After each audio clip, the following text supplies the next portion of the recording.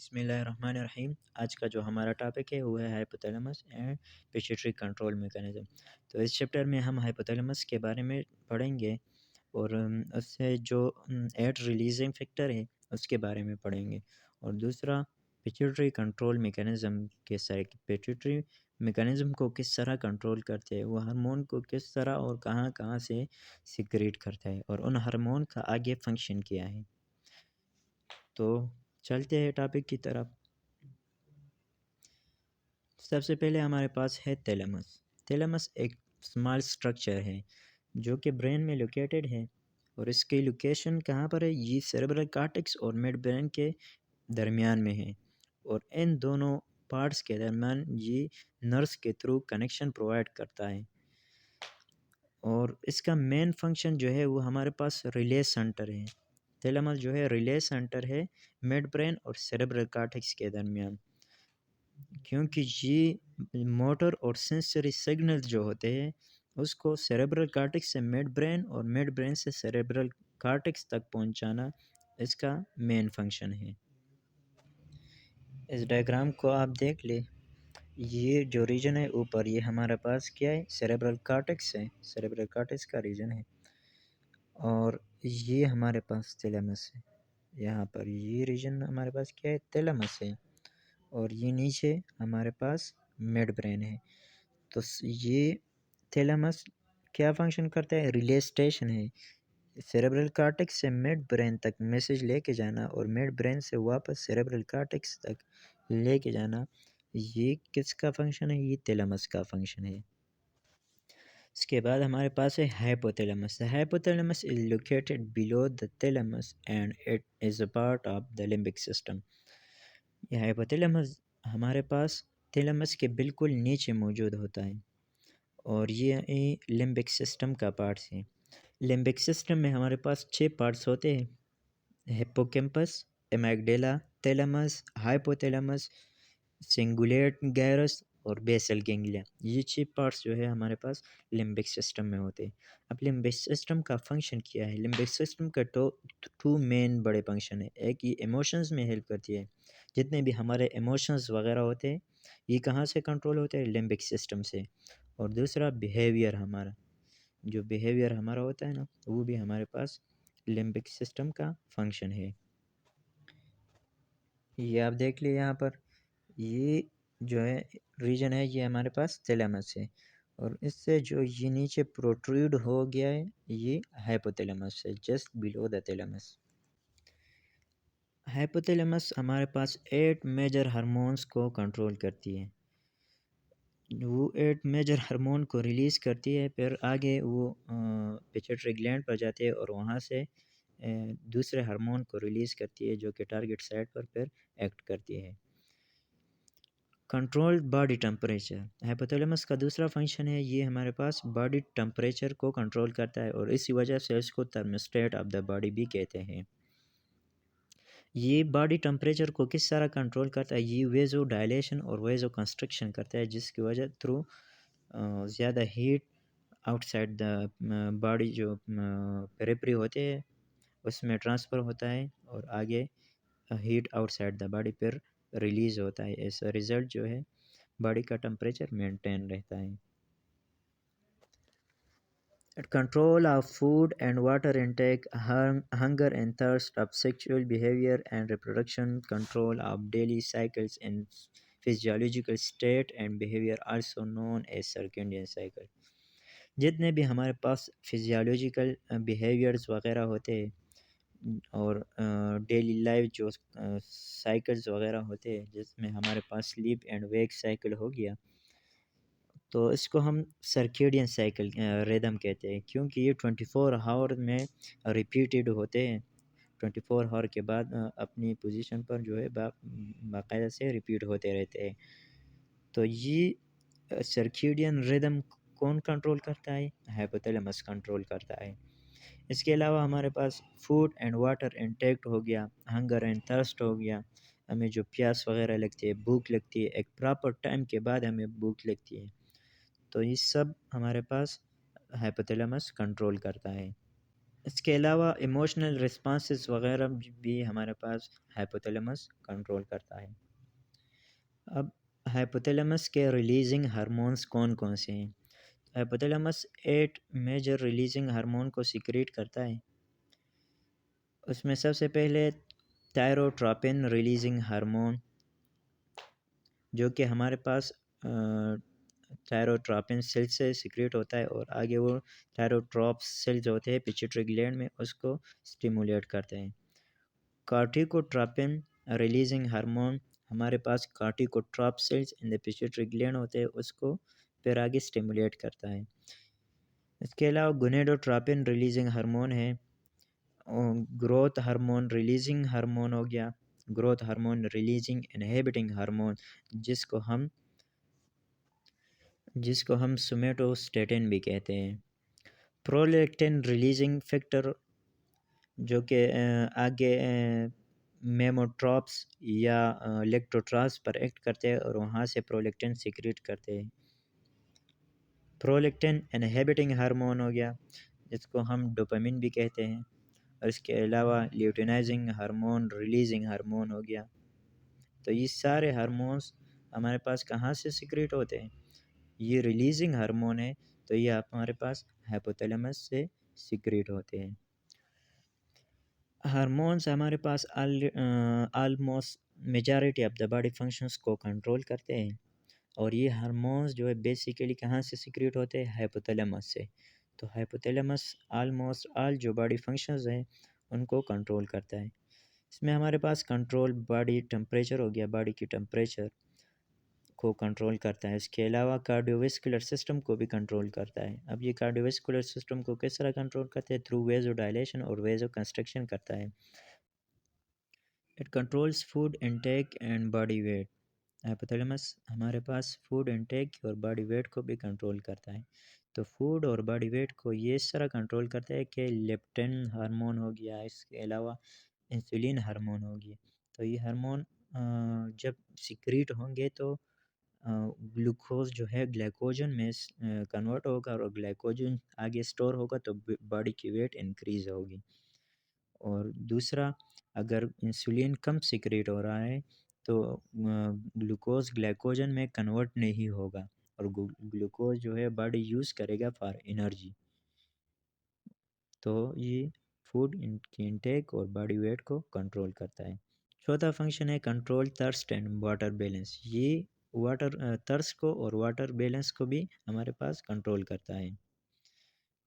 अगर हमें ज़्यादा प्यास लगी है, हमारे बॉडी में वाटर कम है, तो ये एडीएच को रिलीज़ करता है, जो कि किडनी पर एक्ट करता है और वाटर की रिटेंशन करता है।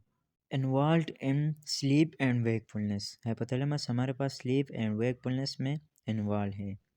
तो ये किस तरह स्लीप एंड वेकफुलनेस करता है? हाइपोथैलेमस में हमारे पास एक सुप्रा कियास्मेटिक न्यूक्लियस होता है। वो क्या करता है? सुप्रा कियास्मेटिक न्यूक्लियस सिक्रीशन करता है। जब वो सिक्रीशन करता है तो वो सिक्रीशन जाकर पीनियल ग्लैंड को स्टिमुलेट करता है, वो आगे मेलाटोनिन हार्मोन को सिक्रेट करता है। जब हमारे पास मेलाटोनिन हार्मोन सिक्रेट हो गया तो वो स्लीपिंग इफेक्ट प्रोड्यूस करता है।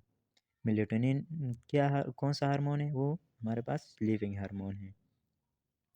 इन्वॉल्व इन इमोशनल रिएक्शन, ये हमारे पास इमोशनल रिएक्शन में भी फंक्शन परफॉर्म कर रहा होता है।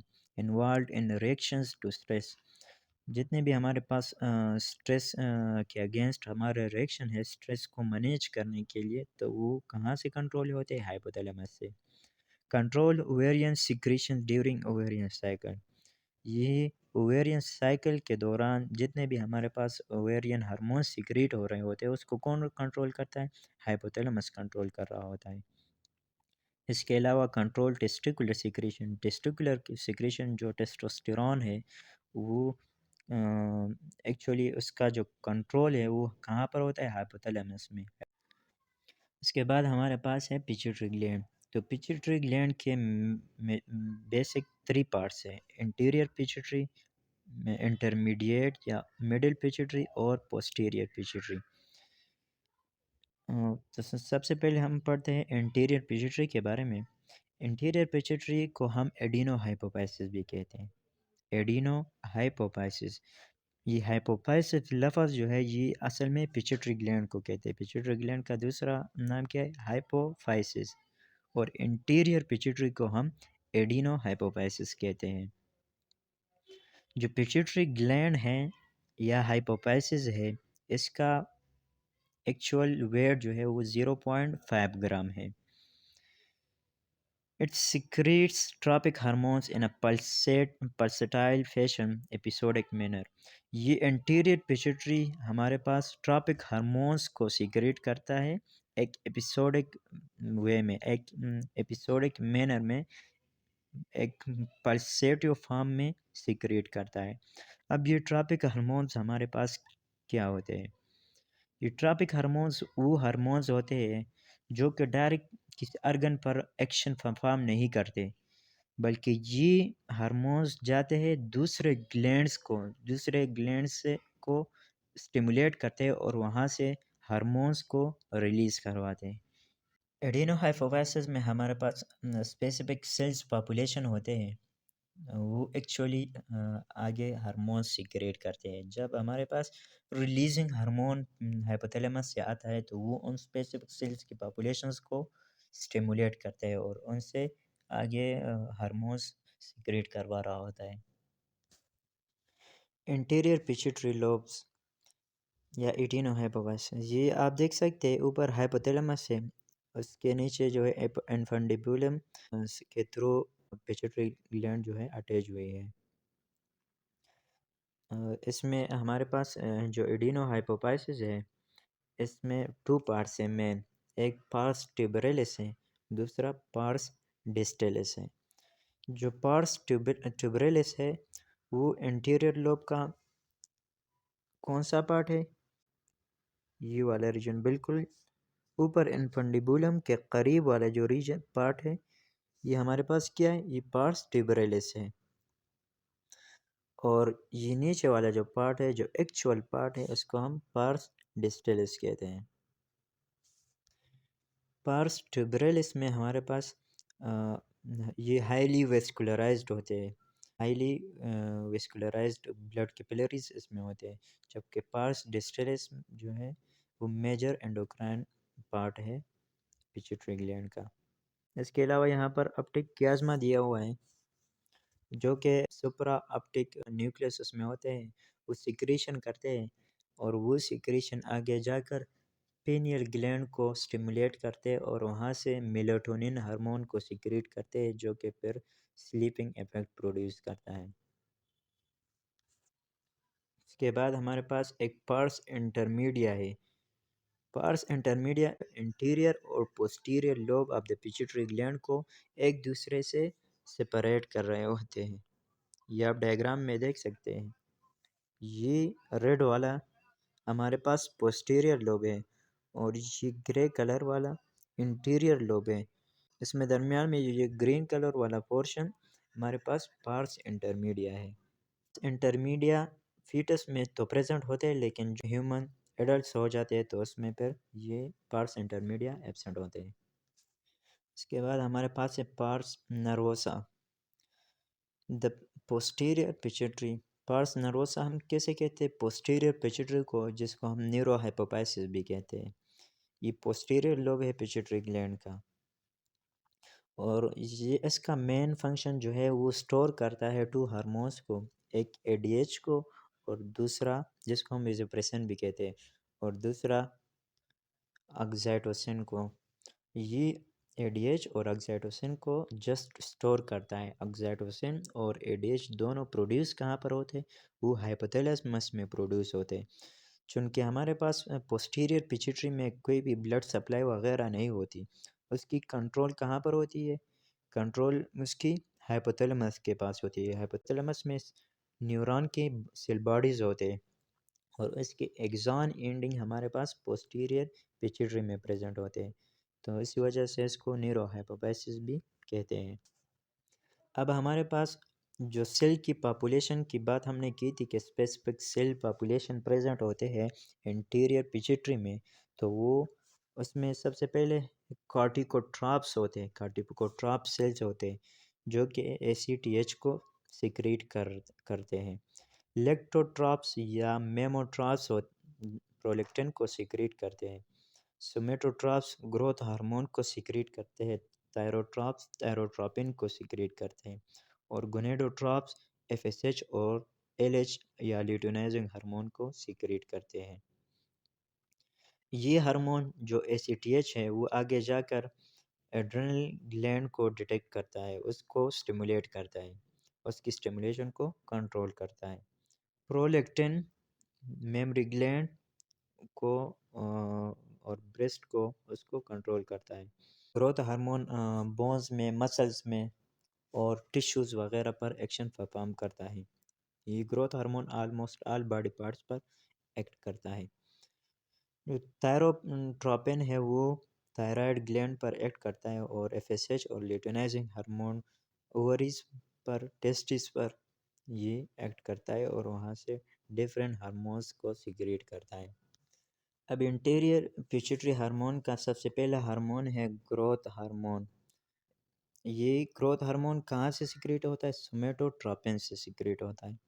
जो सोमेटोट्रॉप सेल्स होते हैं वहाँ से ये सिक्रीट होता है। इसका प्राइमरी हार्मोन है, ये रिस्पॉन्सिबल है ग्रोथ के लिए। इसके नाम से ही ज़ाहिर है कि ये ग्रोथ के लिए रिस्पॉन्सिबल है, क्योंकि जितने भी मेटाबॉलिज्म वगैरह होते हैं ये उस मेटाबॉलिज्म को कंट्रोल करता है। तो इसके बारे में हम आगे स्लाइड्स में पढ़ेंगे कि ये किस तरह उन मेटाबॉलिज्म को और किस तरह ग्रोथ को कंट्रोल करता है। Thyroid stimulating hormone stimulate secretion of thyroid hormone. Thyroid hormone से जितने भी हार्मोन सिक्रीट होते हैं तो उनको कौन कंट्रोल करता है? TSH। अब थायराइड ग्लैंड से कौन कौन से हार्मोन सिक्रीट होते हैं? उसमें हमारे पास थायरॉक्सिन होगा और T3 एंड T4 हो गए, ट्राई आयोडोथेरोनिन और टेट्रा आयोडोथेरोनिन। ये दो हार्मोन हमारे पास सिक्रेट होते हैं कहाँ से? थायराइड ग्लैंड से। और थायराइड ग्लैंड को कौन स्टिमुलेट करता है? Thyroid stimulating hormones. Adrenocorticotropic hormone stimulates cortisol secretion by the adrenal cortex and promote growth of adrenal cortex.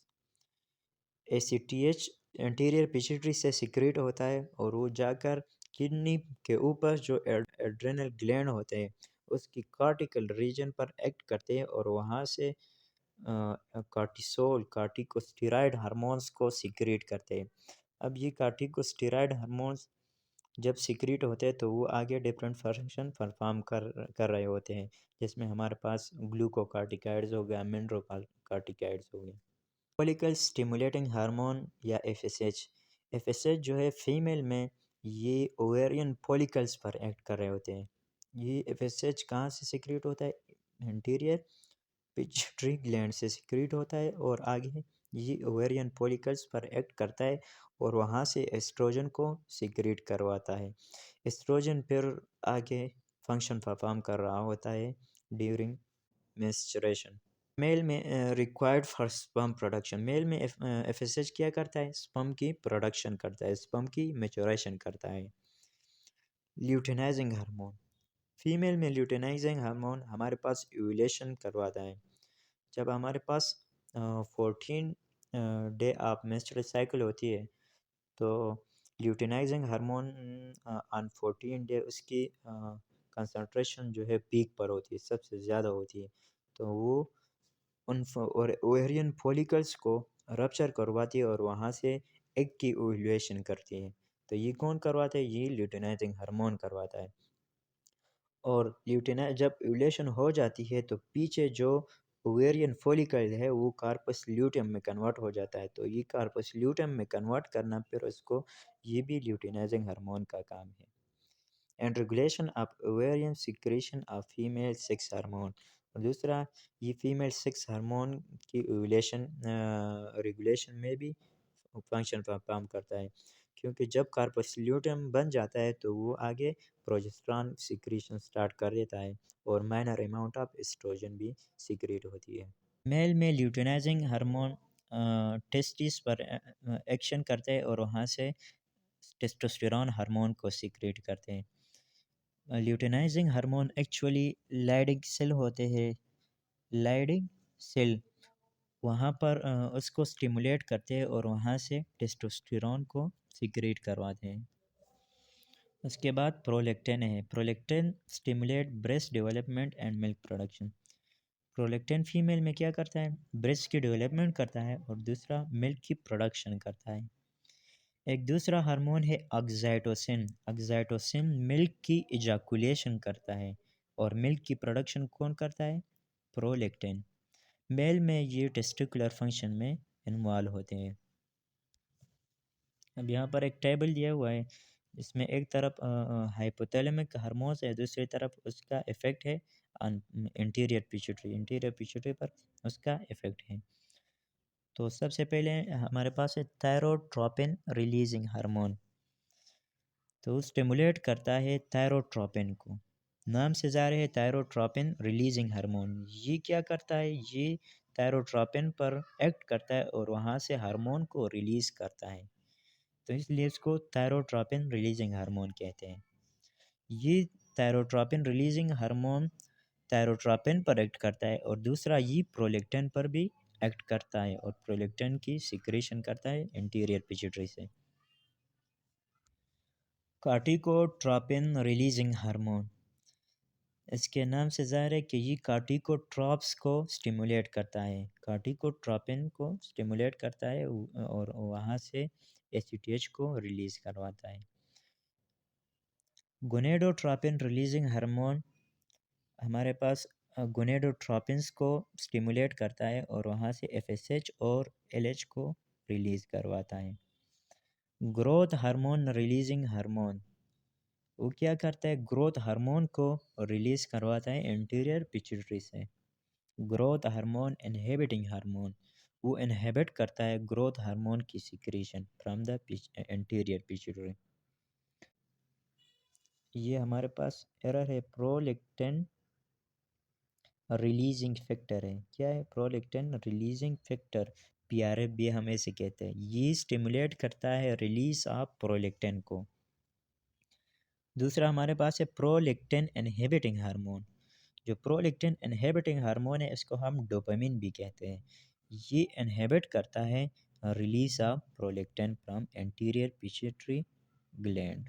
हमने पिछले स्लाइड में पढ़ा कि ग्रोथ हार्मोन जो है ग्रोथ को कंट्रोल करती है। अब ये ग्रोथ को किस तरह कंट्रोल करती है, तो ये ग्रोथ को इस तरह कंट्रोल करती है कि ये प्री फैटी एसिड्स जो है प्लाज्मा में उसको इंक्रीज़ करती है, उसकी अमाउंट को इंक्रीज़ करती है। जब प्लाज्मा में हमारे पास प्री फैटी एसिड इंक्रीज़ हो गया तो हमारी मसल्स को तो एनर्जी की ज़रूरत है, तो वो इन फ्री फैटी एसिड्स को कन्वर्ट करता है। तो इस एनर्जी को प्रोड्यूस करना, फैटी एसिड को ग्लाइकोलाइसिस और क्रेब्स साइकिल में लेके जाना, ये किसका फंक्शन है, ग्रोथ हार्मोन का function. Growth hormone pre fatty acid को इंक्रीज़ करता है और वो आगे उसकी ब्रेकडाउन होती है और हमारे पास एनर्जी प्रोड्यूस होती है। ये दूसरा फंक्शन क्या करता है कि ये इन्हेंस करता है फैट्स की यूटिलाइजेशन को। फैट्स को ये कन्वर्ट करता है ट्राइग्लाइसराइड में। फिर ट्राइग्लाइसराइड जो है उसके आगे ऑक्सीडेशन होती है, उसकी ब्रेकडाउन होती है एडिपोसाइट सेल्स में और वो कन्वर्ट होते हैं एनर्जी में। उसके बाद है इंक्रीज हेपेटिक ग्लूकोज आउटपुट। ये ग्लूकोज हेपेटिक जो लिवर के ग्लूकोज है उसकी आउटपुट को इंक्रीज़ करता है। लिवर का बेसिक फंक्शन है कि वो ग्लूकोज को ग्लाइकोजन में कन्वर्ट करता है, लेकिन ग्रोथ हार्मोन इस प्रोसेस को इनहिबिट करता है। वो ग्लाइकोजन को ग्लूकोज में वापस कन्वर्ट करने में हेल्प करता है। जब ग्लाइकोजन हमारे पास ग्लूकोज में कन्वर्ट होगा तो ग्लूकोज की तादाद बढ़ेगी, तो सेल्स ज़्यादा से ज़्यादा ग्लूकोज को की ब्रेकडाउन करेंगे और ज़्यादा से ज़्यादा एनर्जी प्रोड्यूस होगी, तो वो एज अ रिज़ल्ट जो है हमारे पास बॉडी की ग्रोथ होगी। Growth hormone decreases insulin sensitivity in muscles. Growth hormone क्या करते हैं, इंसुलिन की सेंसिटिविटी को डिक्रीज करता है मसल में।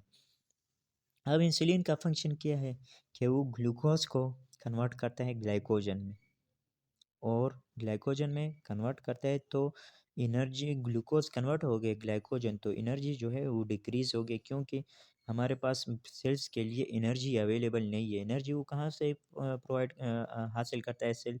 ग्लूकोज से। तो ग्लूकोज ही नहीं है, वो ग्लाइकोजन में कन्वर्ट हुए, तो एनर्जी नहीं होगी।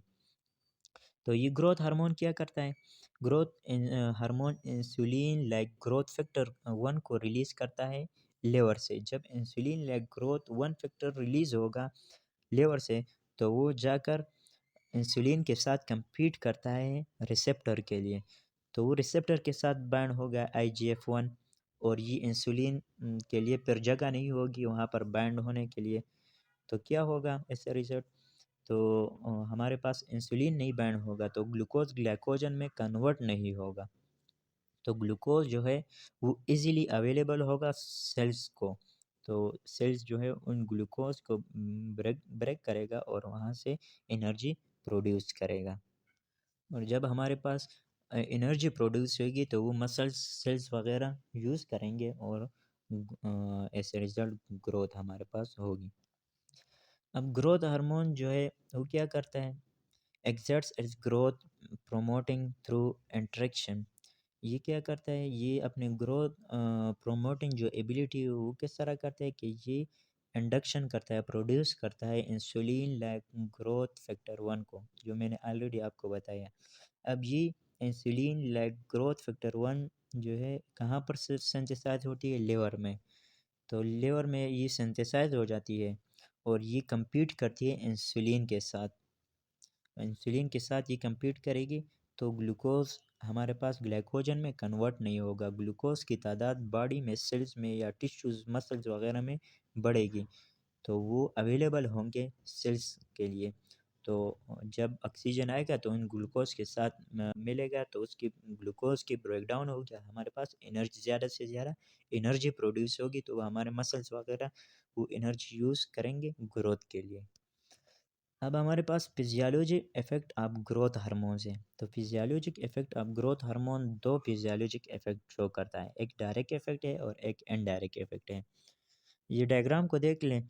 डायरेक्ट इफ़ेक्ट वो डायरेक्टली जो है फैट सेल्स पर एक्शन परफॉर्म करता है, और वहाँ से क्या करता है? ट्राइग्लिसराइड को या फ्री फैटी एसिड जो होते हैं उनकी ब्रेकडाउन करवाता है, और एज ए रिज़ल्ट हमारे पास एनर्जी रिलीज़ होती है, और वो सेल्स वगैरह यूज़ करते हैं डिफरेंट फंक्शंस के लिए। अब इनडायरेक्ट डायरेक्ट इफ़ेक्ट में तो वो फैट सेल्स पर एडिपोसाइट्स पर डायरेक्ट फंक्शन परफॉर्म करता है, लेकिन इनडायरेक्ट इफ़ेक्ट पर में वो क्या करता है? वो लिवर में जाता है, वहाँ से इंसुलिन लाइक ग्रोथ फैक्टर 1 को रिलीज़ करवाता है।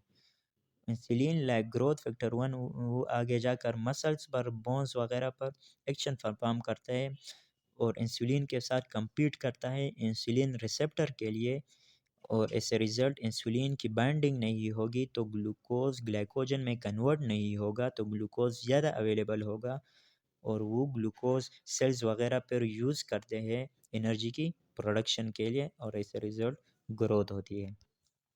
अब एंडोक्राइन कंट्रोल जो है वो 3 लेवल्स ऑफ इंटीग्रेशन है, उसके 3 लेवल्स के थ्रू कंट्रोल होता है।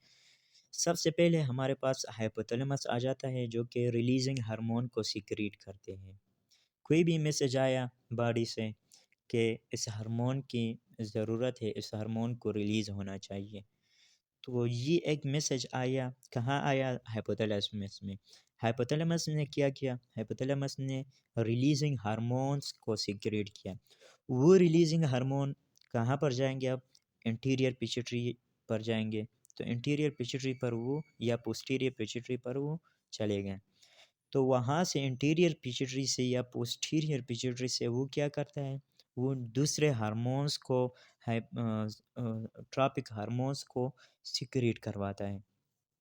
जब पिट्यूटरी से ट्रॉपिक हार्मोन्स सीक्रेट होंगे, तो वो आगे फिर जाएंगे एंडोक्राइन ग्लैंड्स पर, जो कि हमारे पास थायराइड हो गया, इस तरह ओवरी हो गया, टेस्टिस हो गए, इसके अलावा एड्रेनल ग्लैंड हो गया, पेंक्रियाज हो गया, लिवर हो गया, वहाँ पर जाएंगे, और वहाँ से ये क्या करते हैं? वहाँ से डिफरेंट हार्मोन्स को सीक्रेट करता है, वो हार्मोन्स फिर आगे टारगेट साइट पर फंक्शन परफॉर्म करते हैं।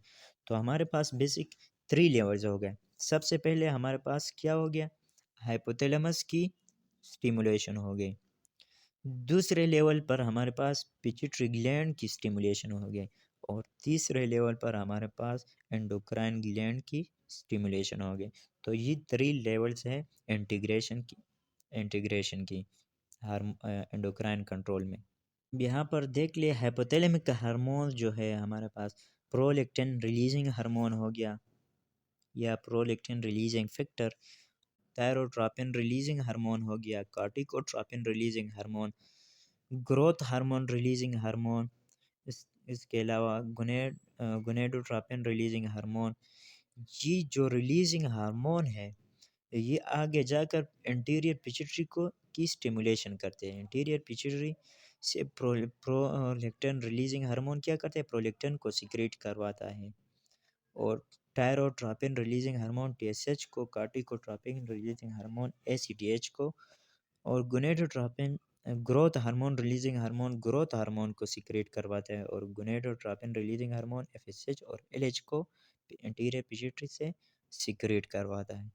जब ये एंटीरियर पिट्यूटरी से स्टिमुलेट हो गए, मतलब हमारे पास हाइपोथैलेमस ने एंटीरियर पिट्यूटरी की स्टिमुलेशन की, तो फर्स्ट लेवल हमारे पास हाइपोथैलेमस हो गया, सेकंड लेवल हमारे पास क्या हो गया, एंटीरियर पिट्यूटरी हो गई।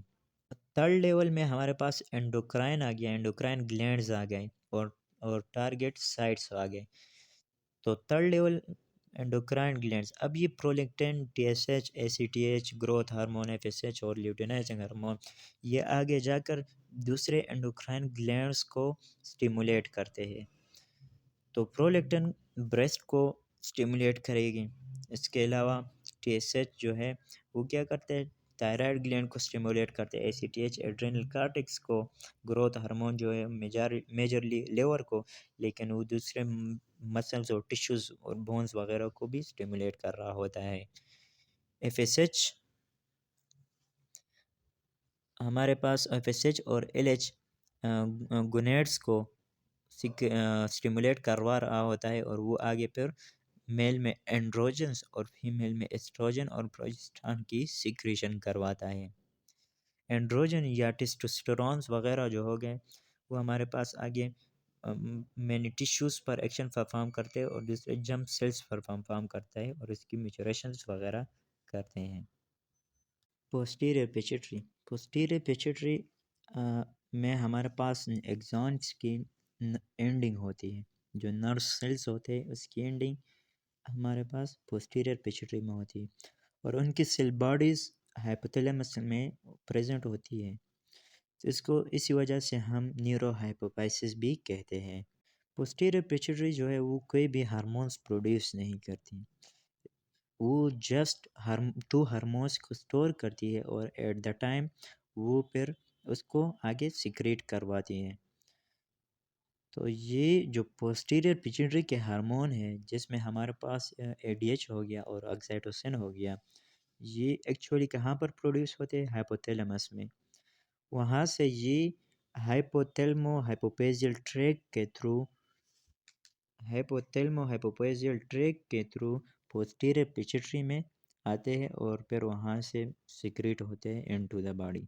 जो पोस्टीरियर पिट्यूटरी के हार्मोन्स हैं वो actually cell bodies of neurons जो है, जो supra optic and paraventricular nuclei है, उसमें जो सेल बॉडीज ऑफ न्यूरॉन्स है वहाँ में प्रोड्यूस होते हैं। जो सुप्रा ऑप्टिक न्यूक्लियाई है वो तकरीबन 3000 सेल से मिलकर बना होता है। ये हाइपोथैलेमस में प्रेजेंट होता है, और वो क्या करता है, एडीएच को प्रोड्यूस करता है, जिसको हम वेजोप्रेसिन भी कहते हैं। अब एडीएच या वेजोप्रेसिन हमारे पास स्टिमुलेट करते हैं ब्लड प्रेशर को, और वाटर की रिटेंशन करता है। ये ब्लड प्रेशर को किस तरह कंट्रोल करता है, ये जब वाटर की रिटेंशन करते हैं तो इसके साथ साथ सोडियम की रिटेंशन भी होती रहती है।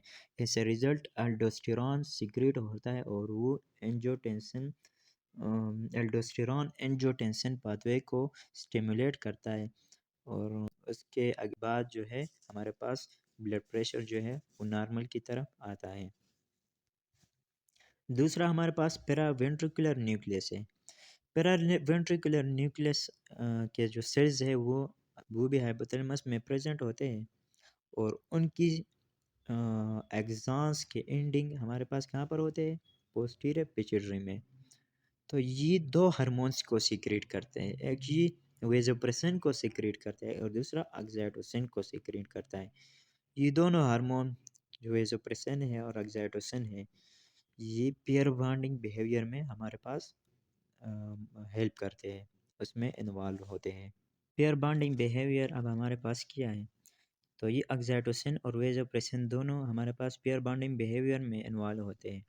हमारी सोशल इंटरेक्शन एक दूसरे के साथ, फ्रेंडशिप हो गया, मैटरनल रिलेशनशिप हो गया, जो मैटरनल एक चाइल्ड का एक माँ के साथ जो बॉन्डिंग होती है, उसमें मेजर रोल कौन परफॉर्म करता है, ये ऑक्सीटोसिन परफॉर्म करता है। इसके अलावा पेरावेंट्रिकल न्यूरॉन जो है वो कार्टिकोट्रोपिन रिलीजिंग हार्मोन को CRH को रिलीज़ करता है, फिर वो आगे जाकर इंटीरियर पिट्यूटरी को स्टिमुलेट करता है और वहाँ से ACTH को सिक्रीट करवाता है। इसके अलावा भी हमारे पास ये थायरोट्रोपिन रिलीजिंग हार्मोन TRH को भी रिलीज़ करता है, और वो फिर इंटीरियर पिट्यूटरी से हमारे पास TSH को सिक्रीट करवाता है। Posterior pituitary hormones are synthesized in the hypothalamus, ये हमारे पास हाइपोथैलेमस में ऑलरेडी आपको बताया कि हाइपोथैलेमस में प्रोड्यूस होते हैं और फिर वो एग्जान्स के थ्रू नीचे पोस्टीरियर पिट्यूटरी में आते हैं और वहाँ से फिर ये रिलीज होते हैं। ये हार्मोन एक्चुअली स्टोर होते स्मॉल वेसिकल्स में, और ये वेसिकल जब ज़रूरत होती है तो वो आगे फ्यूज़ होते हैं पोस्टीरियर पिट्यूटरी के वॉल से, और वहाँ से ये सीक्रेट होते हैं। ये आप देख ले, सुप्रा ऑप्टिक और दूसरा पेरावेंट्रिकुलर न्यूक्लियाई के सेल बॉडीज़ हैं। यहाँ पर इन ये दो हार्मोन ADH और ऑक्सीटोसिन प्रोड्यूस हो जाता है और वेसिकल में क्लोज होता है। ये वेसिकल यहाँ से थ्रू एक्सॉन नीचे पोस्टीरियर लोब में जाते हैं, और वहाँ पर ये रप्चर होके उन हार्मोन्स को सिक्रीट करता है इनसाइड द पोस्टीरियर पिट्यूटरी। जब ये हार्मोन पोस्टीरियर पिट्यूटरी में रिलीज़ होते हैं तो वहाँ से ये इनटू द ब्लड फिर जाते हैं और अपने टारगेट साइट पर पहुँच जाते हैं। Oxytocin is synthesized as the originator hormone. Oxytocin hormone के मुख्तलिफ नाम है, जैसे कि love hormone, originator hormone, hormone of romance, cuddle hormone. ये सारे नाम किसके हैं, ऑक्सीटोसिन के। इसको ओरिजिनेटर हार्मोन इसलिए कहते हैं कि ये पेयर बॉन्डिंग में, सोशल बॉन्डिंग में, मैटरनल बॉन्डिंग में, दूसरा ट्रस्ट एंड एम्पैथी में ये वर्क करता है। इसके अलावा स्ट्रेस रिडक्शन में भी ये अपना फंक्शन परफॉर्म करता है। इसके प्राइमरी एक्शन साइट्स कहाँ पर है, एक ये मेमोरी ग्लैंड या ब्रेस्ट पर एक्शन परफॉर्म करता है और दूसरा यूट्रस पर परफॉर्म करता है। ये मेमोरी ग्लैंड में हमारे पास मिल्क की एजोकुलेशन के लिए रिस्पॉन्सिबल होते हैं, क्योंकि ये कंट्रैक्शन करता है, लिक्टियल डक्ट्स होते हैं उसकी कंट्रैक्शन करता है, और दूसरा यूट्रस में ड्यूरिंग पार्चुरेशन, ड्यूरिंग बर्थ ये कंट्रैक्शन करता है यूट्रस की, और ऐसा रिजल्ट हमारे पास बेबी जो है वो उसकी बर्थ हो जाती है। एग्जैक्टली कंट्रैक्शन करता है स्मूथ मसल्स की ऑफ द वेस्ट डिफरेंस के जो स्मूथ मसल है उसकी भी कंट्रैक्शन करता है। Secretion is increase during labour, इसकी सिक्रीशन जो है ड्यूरिंग बर्थ जो है, ड्यूरिंग पार्चुरेशन या ड्यूरिंग लेबर इसकी सिक्रीशन इंक्रीज होती है, क्योंकि ये आगे कंट्रैक्शन करवा रहा होता है। May also act to facilitate sperm transport in the uterus, ये दूसरा स्पर्म की ट्रांसपोर्ट थ्रू यूट्रस जो है वो भी कौन करवा रहा होता है, ये ऑक्सीटोसिन करवा रहा होता है, उसको फैसिलिटेट करता है।